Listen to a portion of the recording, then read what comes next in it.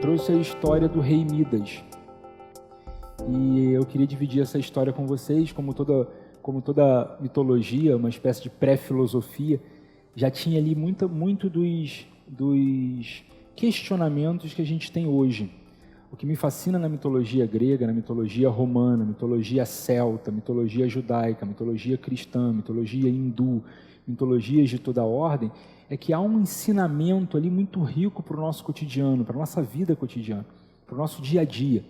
E a gente acaba conseguindo ali algumas lições que já são pensadas há muitos milênios, né? Há muito tempo já tem gente refletindo sobre questões que às vezes nos angustiam hoje. E às vezes ir lá e se deparar com aquela nova possibilidade, se deparar com aquela história, se deparar com aquele olhar, traz para a gente ferramentas para o uso diário. E para hoje eu escolhi a história do Midas. A gente vai catar aí algumas lições na história dele. Vamos lá. Midas é um rei e é um rei humano. Importante entender isso porque ele não é um deus. E não sendo deus, ele é mortal. E aí já tem uma brincadeira que é muito interessante de notar aqui. Para todas as mitologias, os deuses são imortais. Então, o que caracteriza um deus? A imortalidade. Então, sempre que tratarmos de Deus, a gente está tratando de um ser imortal, em qualquer mitologia pela qual você passeie. O que faz com que a famosa frase do Nietzsche, Deus morreu, ou sobre a morte de Deus, vire uma grande brincadeira com as palavras. O que Nietzsche faz aí é um grande jogo de palavras. Porque quando Nietzsche diz que Deus morreu, ele está brincando com os termos. Porque se Deus existe, não morre. Se ele não existe, não morre. Então é mais um dos aforismos nietzschianos para poder instigar a gente, né? Para poder levar a gente a reflexões. Então, quando ele diz Deus morreu, é uma grande brincadeira com as palavras. Sendo Deus, não morre, se existe. Sendo Deus, se não existe esse Deus, também não morre. O que ele está chamando a atenção ali, gritando ali, é que na virada do século XIX para o século XX, os grandes pensamentos, as grandes estruturas do pensamento estão todas sendo profundamente abaladas.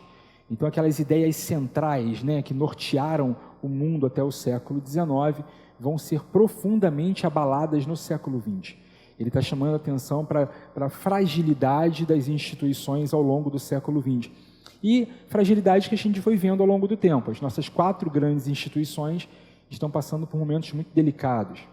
Escola, igreja, Estado e família, de fato, ao longo do século XX, está passando por momentos muito difíceis.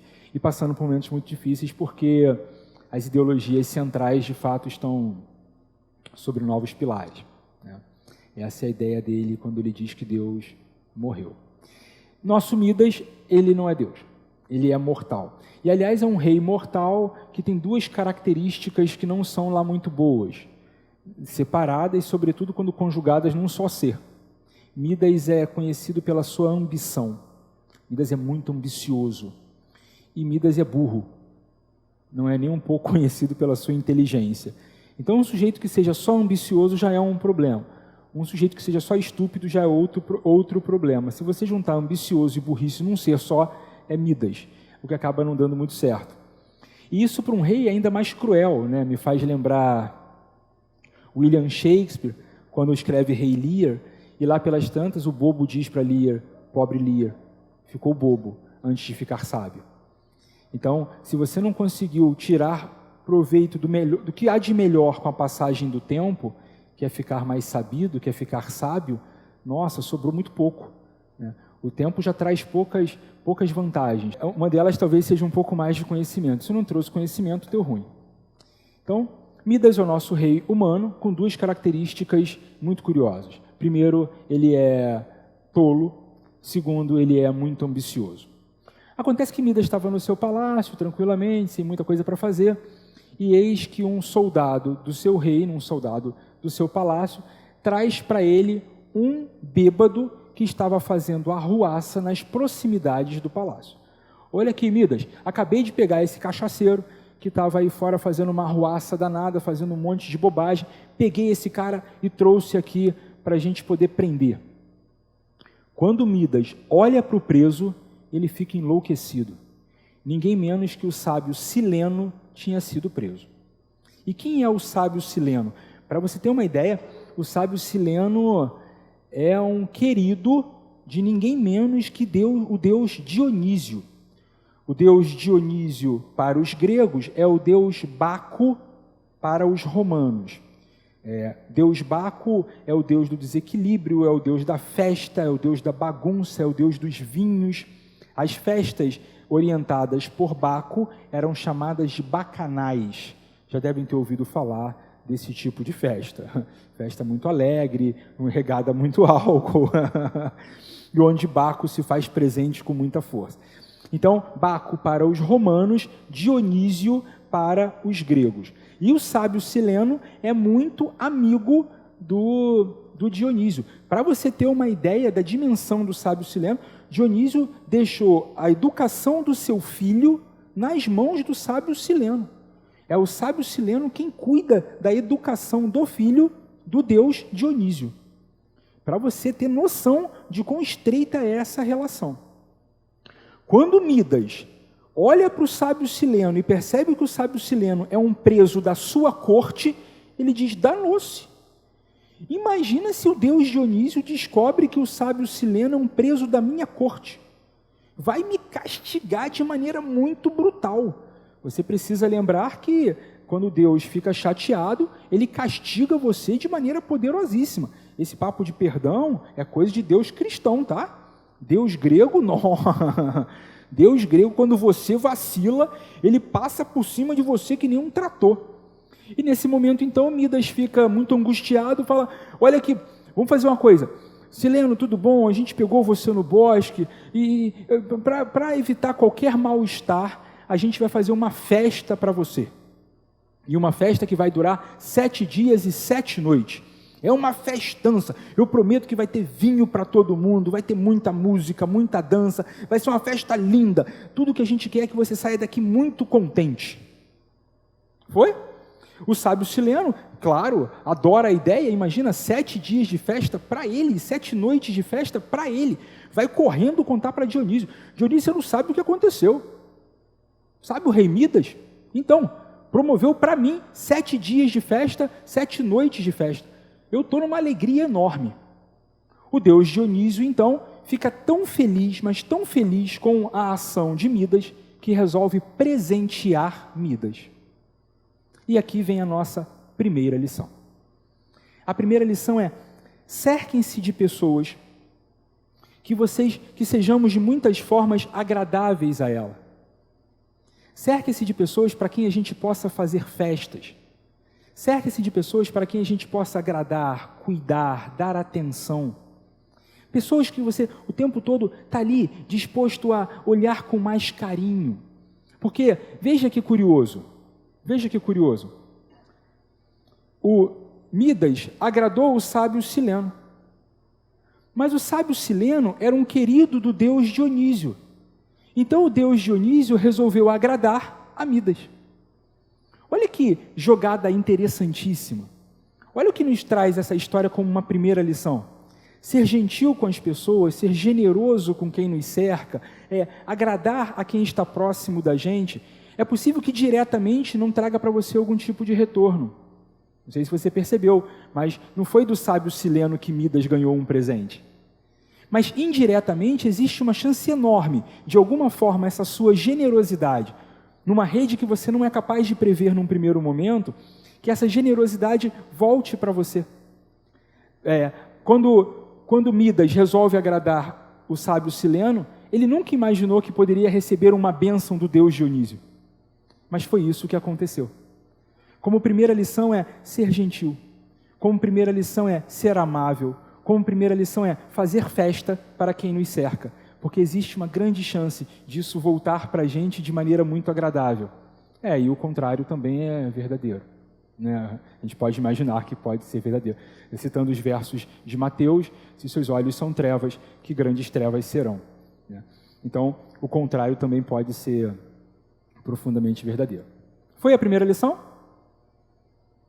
Dionísio, então, muito feliz com a felicidade do sábio Sileno, olha que fascinante, feliz com a felicidade do outro.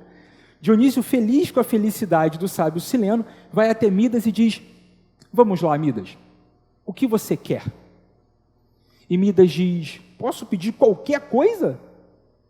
E o Dionísio disse: pode, o Deus aqui sou eu, né? Então você pede e eu vou conceder. Pois bem, eu quero que tudo que eu toque vire ouro. Dionísio ficou triste. Dionísio percebeu naquele momento quão estúpido era Midas. Mas não tinha o que fazer, era o pedido dele. Num parênteses que poderíamos abrir aqui, num aforismo que gosto muito, uma dessas frases de efeito, sabe como Deus faz para se vingar dos seus? Atende às preces. Dionísio pensa: que burro, cara. Mas, tá bom, concedido o pedido. Midas fica feliz da vida e sai brincando com o seu toque de ouro, né? Toca num passarinho e vira uma estatueta de ouro. Toca na folha de uma árvore e vira ouro. Toca numa pedra, vira ouro. Toca numa árvore e vira ouro. E Midas percebe que em muito pouco tempo será o homem mais rico já conhecido na história da humanidade. Afinal de contas, tudo que ele toca vira ouro.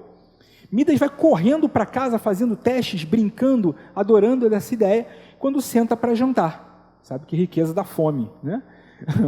Senta então para jantar, pede lá uma coxa de peru, uma boa taça de vinho, e na hora que ele pega a coxa de peru, ela se transforma em ouro. E ele vai pegar a taça de vinho, e o vinho se transforma em ouro em pó. E Midas então percebe que o seu pedido foi uma estupidez.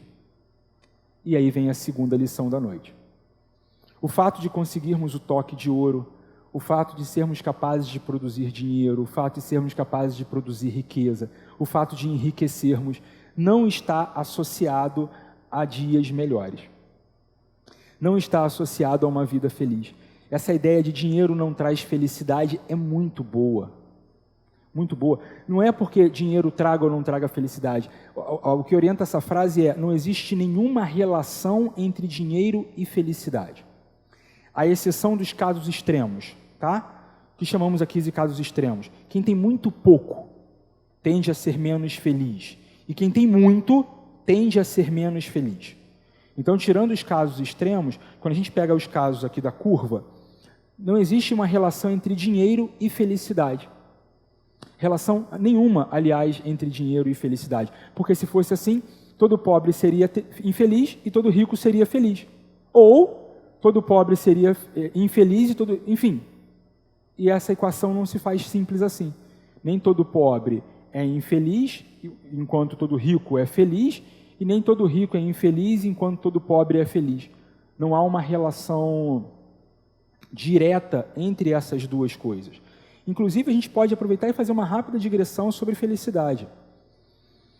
Você pega alguém e fala assim: qual é a sua sensação de felicidade? Assim, na sua vida, de 1 a 10, qual é a sua sensação de felicidade?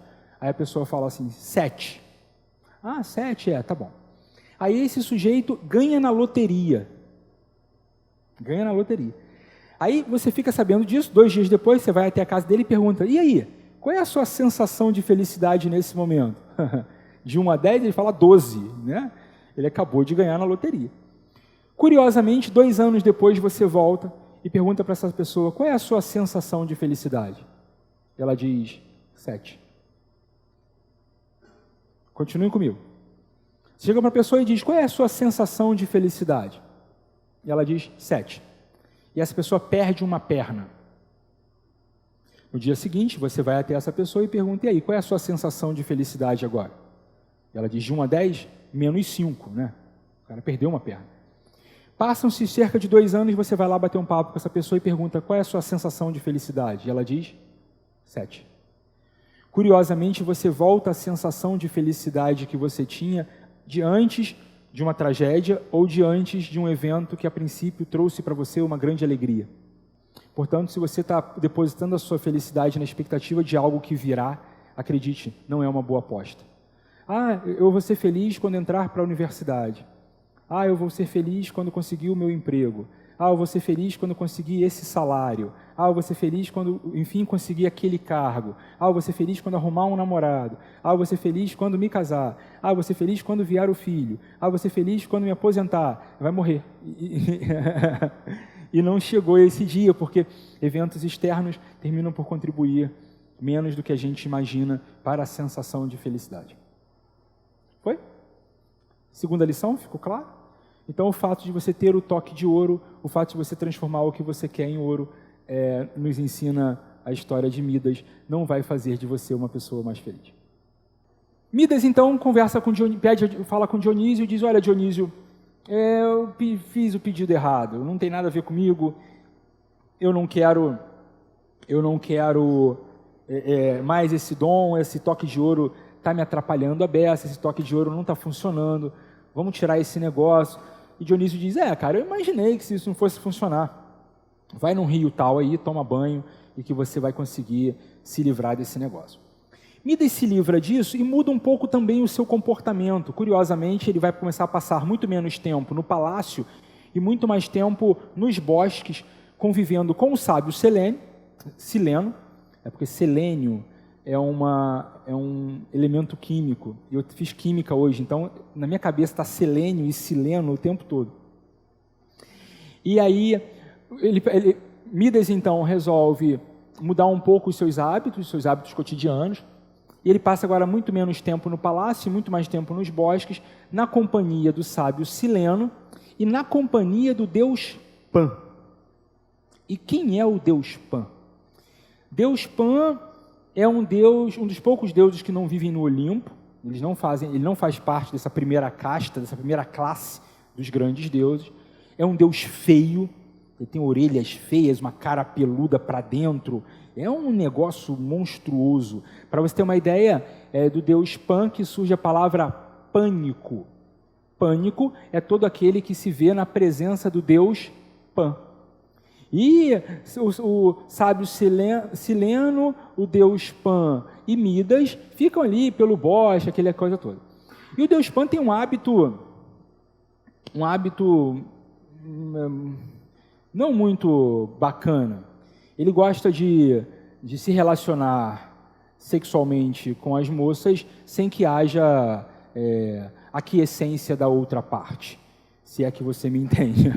E ele gosta de, eventualmente, se divertir com as moças sem que as moças queiram se divertir com ele.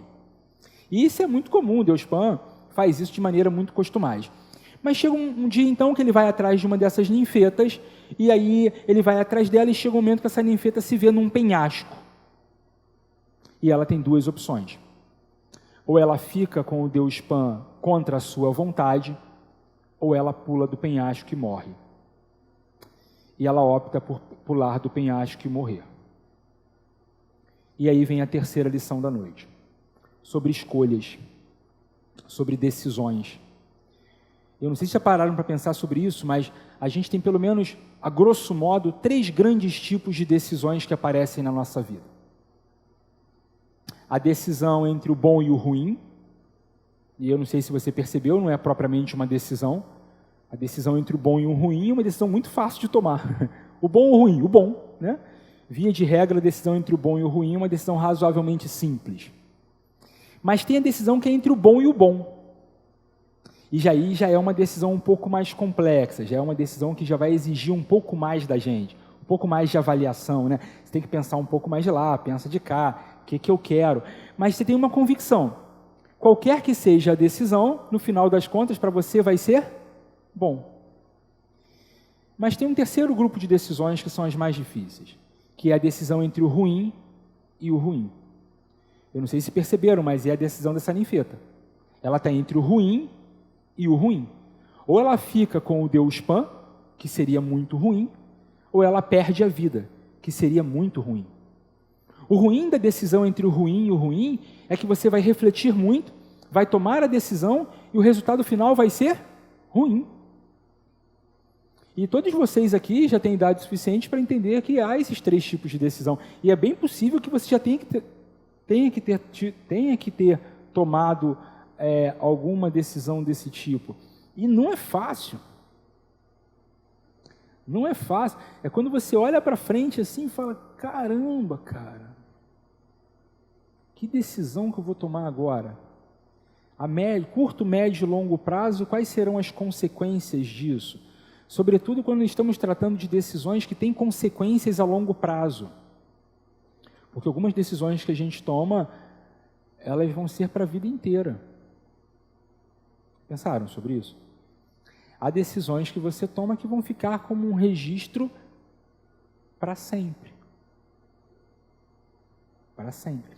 E isso, e agora? Né? O que eu faço? Bem, essa menina morre, e aí o deus Pan vai até a parte de baixo do penhasco onde ela morreu, e ali nasce uma árvore parecida com um bambu. Ele pega esse bambu, e ali ele vai fazer uma flauta, que ficou conhecida como a flauta de Pan, muito famosa na música clássica, especialmente nas obras do Debussy. A flauta de Pan faz de Pan um sujeito muito contente. Ele fica numa alegria infinita. Ele vai tocar aquela flauta dele para tudo quanto é lugar, ele se acha o melhor do mundo todinho com aquela flauta. Mas aquela flauta tem um som gutural, mas um gutural sensual, entende? Há uma sensualidade ali, mas uma sensualidade que é um tanto quanto grotesca. É um negócio muito a cara do Pan. Mas ele toca aquilo muito feliz, o sábio Sileno dança com as músicas propostas pelo deus Pan, e Midas adora as músicas propostas pelo deus Pan, e ele está tocando aquele negócio, e ele fica tão empolgado, tão feliz de estar tocando a sua flauta, tão encantado com o som que ele consegue produzir com a sua flauta, que ele começa a se dizer que ele é o Deus da música. Olha, o Deus da música aqui sou eu. E de ouvido em ouvido, de fofoca em fofoca, isso chega até o deus Apolo, o original deus da música. E Apolo não gostou. Apolo falou, que história é essa que Deus Pan está falando aí, que é Deus da música? Deus da música, que sou eu. E eu não sei se você sabe quem é Apolo, mas Apolo é o Deus do equilíbrio. O sol cruza o céu porque Apolo coloca o sol na sua carruagem. Apolo é o Deus da harmonia. A harpa de Apolo é impecavelmente afinada. É coisa de maluco, cara. Sabe? É justa para produzir um som que agrade ao cosmos. É toda montada para um som de uma beleza infinita. Infinita. Apolo, então, fica revoltadíssimo. Fala, que negócio é esse, rapaz? Esse sujeito está dizendo que é Deus da música. Vamos fazer o seguinte, eu proponho um desafio. De um lado, esse tal de Deus Pan, com a sua flautinha, do outro lado, eu, Apolo. E vamos ver quem ganha. Está comigo? Estão entendendo? Ótimo.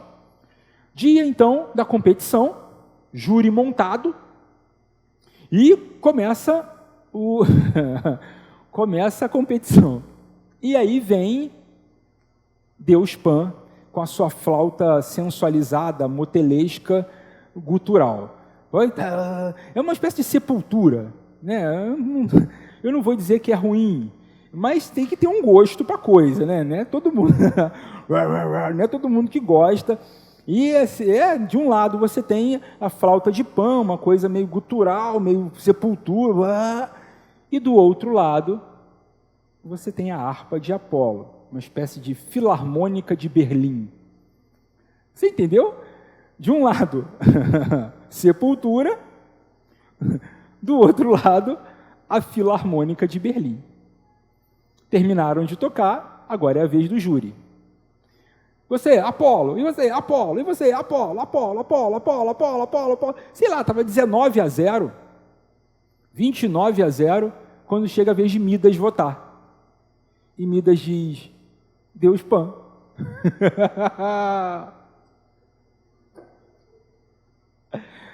Rapaz, Apolo ficou muito chateado.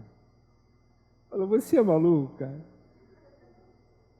Eu sou um deus olimpiano, cara. Eu faço parte da primeira classe de deuses. De um lado a minha harpa, do outro lado essa flautinha, e você vota nele, cara. Você não está vendo que está errado? E você tem que lembrar que Deus grego, quando fica chateado, né? Esse negócio de perdão só vem depois, amigos. Foi? Perdão é coisa recente.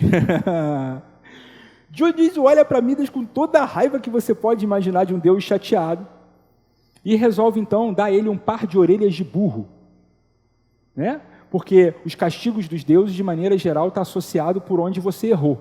Ele pecou pela audição e de burro pela estupidez, né? De ter cometido o desatino. E aí vem a nossa próxima lição. Eu não sei se você entendeu, mas Midas foi fiel. O que Midas fez ali foi ser fiel ao amigo.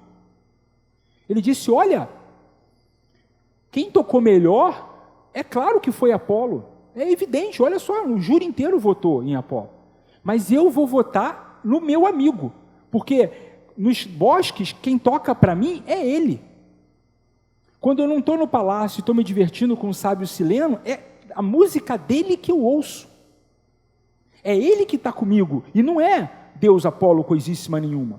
E é nele que eu vou votar. Eu não sei se você entendeu, mas há um quê ali de fidelidade. E aqui eu queria compartilhar com você esse conceito belíssimo. A fidelidade é uma espécie de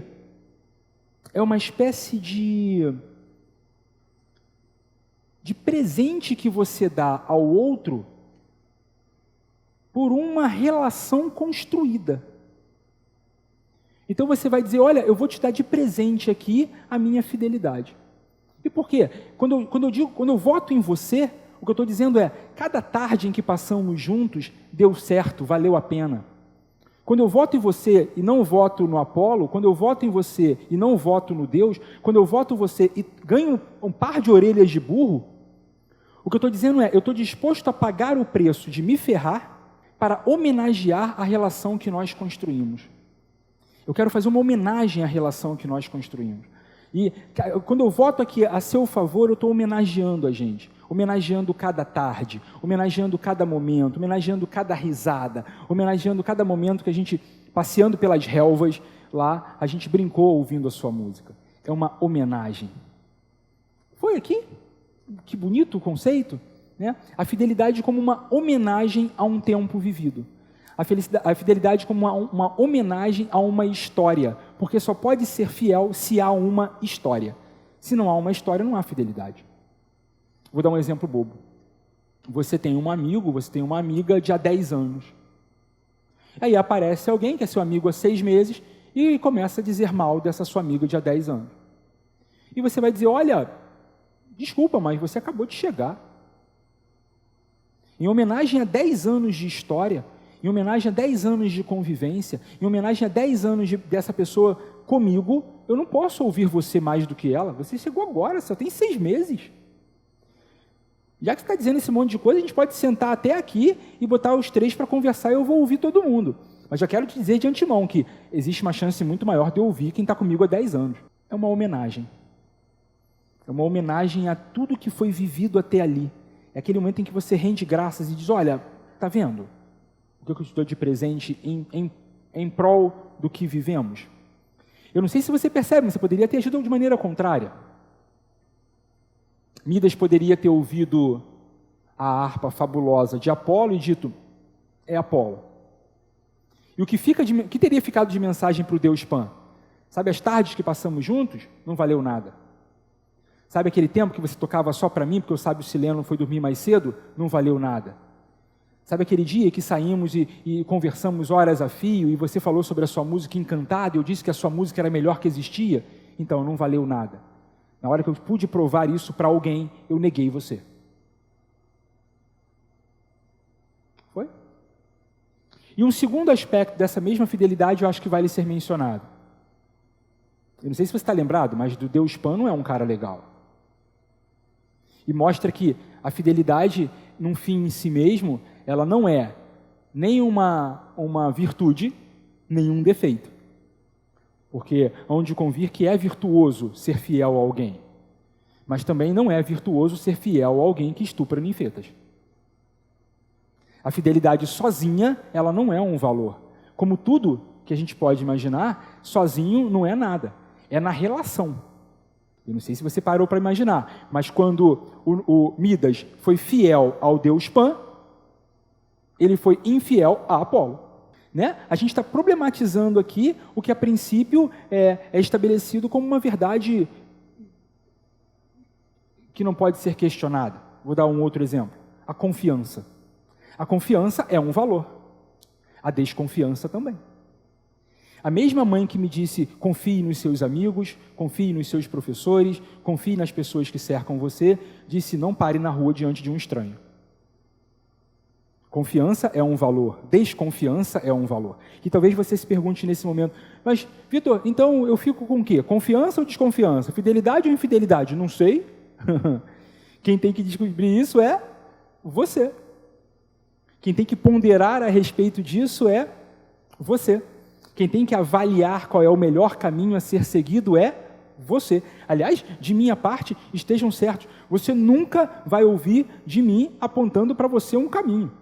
O dia que eu apresentar para você Platão e Nietzsche e disser qual é o melhor, você pode colocar uma camisa de força e me colocar no primeiro sanatório. Eu apresento o Platão e o Nietzsche. E o que você acha melhor? Aí é com você. Não é a minha alçada. Você já tem gente suficiente para mandar em você. Né? Já é cercado de pessoas querendo mandar em você. Cercado de gente que sabe exatamente como você deveria viver a sua vida. Eu não sei. Eu faço parte daquele pequeno grupo que não tem a menor ideia do que você deve fazer com a sua vida. Mas a menor ideia eu não tenho. E se eu tivesse, eu não diria. Você tem. E quanto mais rico, mais gente você tem para saber qual é a melhor vida para você. Personal trainer, personal stylist, personal hair, personal fuck me baby tonight, personal... É personal de tudo quanto é tipo para dizer como você deve viver a sua vida. O que tem de gente dando para você os 7 hábitos da pessoa feliz, nossa, vende até em livraria, inclusive. Né? Eu não tenho, não tenho. Eu sou um professor, não sou um guru. Né? Se eu fosse guru, de repente até cobraria aqui essa palestra, mas sendo professor, eu só estou aqui para bater papo. Né? Ficou clara a lição de fidelidade nas suas duas pontas? Uma fidelidade como uma homenagem à história vivida, o outro a fidelidade como um valor que pode ser questionado. Fidelidade é um valor, infidelidade também é um valor. É quando o seu amigo de 10 anos e sua amiga de 6 meses, você avalia e fala, você me enrolou por 10 anos? É uma possibilidade. E você pensa, nossa, como assim passou esse tempo todo e eu não tinha percebido isso? Até porque se você desconfiasse um pouco mais, tinha um pouco menos de chifres. Né? Já facilitaria bastante. Agora, se confiasse um pouco mais, talvez tivesse mais amigos. Então, os dois são valores. Midas, então, sai muito angustiado da competição. Afinal de contas, ele ganhou de presente um par de orelhas de asno. E aí ele, então, resolve esconder essas orelhas de asno sob os seus cabelos. Ele coloca o cabelo em cima e aquilo fica escondido ali, e ele consegue passar meio batido, ninguém percebe que ele tem orelhas de asno, aquele cabelo tapa as orelhas, tal. Até que um dia não tem jeito, e Midas tem que ir ao barbeiro. Quando Midas chega ao barbeiro, o barbeiro vai cortar o cabelo de Midas, e o barbeiro percebe que Midas tem orelha de asno. E o barbeiro pergunta, Majestade? Orelhas de asno? O que é isso? E Midas diz, olha rapaz, se você contar isso para alguém, eu acabo com você. Mas majestade, como assim orelha de asno? Pois são minhas, não tem como tirar daí. Então você trata de ficar quieto, porque você é a única pessoa do reino que sabe desse segredo. Você não vai contar isso para ninguém, está claro? Assim, se você contar isso, eu acabo com você, está claro? Assim, olha, eu acabo com você com requintes de crueldade. Assim, pode deixar, eu não conto para ninguém, eu juro que eu não conto para ninguém. Mas tem um problema, cara. Quando você está com um segredo, você fica com um negócio aqui que dá uma vontade maluca de contar. Maluca de contar. O pessoal da neurociência chega a dizer o seguinte, se você tiver um segredo e contar para alguém, conte para 2 pessoas que se conheçam, de modo que elas possam desabafar uma com a outra. Foi? E aí... E aí o barbeiro ficou com aquele negócio aqui dentro, meu Deus do céu, o rei Midas tem orelha de asno. E aquele negócio não saía do coração dele, ele desesperado, ele tinha que contar isso para alguém. Ele vai até o bosque, cava um buraco e grita: o rei Midas tem orelha de asno, o rei Midas tem orelha de asno, o rei Midas tem orelha de asno, e tapa o buraco. Ufa, se livrou daquele segredo. Um pouco mais aliviado, o barbeiro vai para casa. Chega a primavera, ventos não sei da onde batem no bosque, tiram a areia de cima do buraco, e o grito do barbeiro se ecoa pelo reino: o rei Midas tem orelha de asno, o rei Midas tem orelha de asno, o rei Midas tem orelha de asno. E aí então todo o reino fica sabendo que o rei Midas tem orelha de asno. E aí vem a nossa última lição da noite. Lição importantíssima. Se você tem um segredo, não conte para ninguém. Um segredo só fica entre duas pessoas se uma delas estiver morta. E dependendo do que você acredita, nem assim. Foi? Então, se você tem um segredo, não conte para ninguém. Não conte para ninguém. Porque existe uma chance enorme desse segredo ser revelado. Mas é fato que eu preciso dizer uma coisa para você. Se você tinha um segredo enorme, um segredo muito importante, e você contou para alguém, e alguém revelou esse segredo para outra pessoa, perdoe. Porque se nem você foi capaz de segurar o seu segredo, por que alguém seria?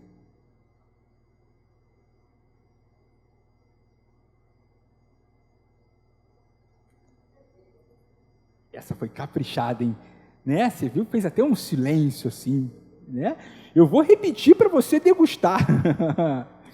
Então, se você tem um segredo e você contou para alguém e esse alguém revelou para outrem, perdoe.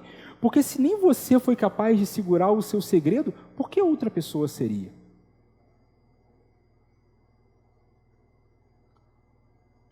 Joia? Então, na nossa história de Midas, passamos por algumas lições que me parecem bastante importantes. Eu não sei se eu lembro de todas, então vamos tentar aqui numa rápida revisão.